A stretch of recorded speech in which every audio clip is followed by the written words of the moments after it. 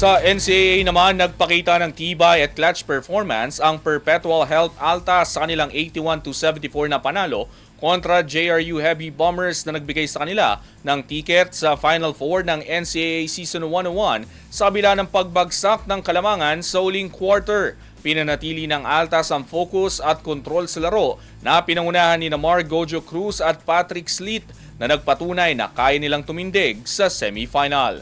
Ang ibang detalye alamin sa pag-abante ni Jason Gusilatar.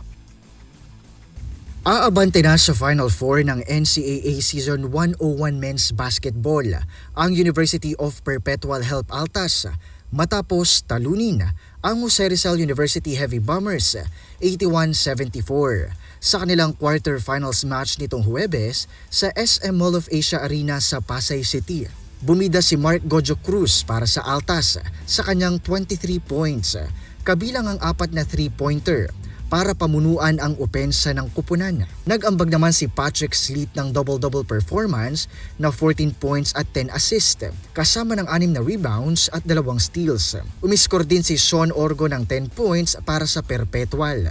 Altas ang may hawak ng 41-37 na Kalamangan sa halftime. Pero pagpasok ng third quarter ay agad nilang inilayo ang lamang sa pamamagitan ng 17-6 rally na pinangunahan ng sunod-sunod na puntos ni Gojo Cruz para maitala ang 59-43 advantage.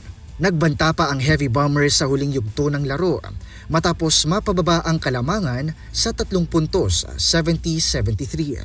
Pero nagpatunay ng tibay ang Altas matapos ang mahalagang basket ni Sleet at mga free throw ni na John Abis at John Boral para tuluyang maiselyo ang panalo. Para sa JRU, nanguna si Sean Salvador na may 18 points habang nagtala sina Allen Laurenaria at Justin Lozano ng 16 at 11 puntos. Pero hindi sapat para mapigilan ang pag-usad ng Altas sa Final Four. Ako si Jason Gusilatar, Abante Sports, now na.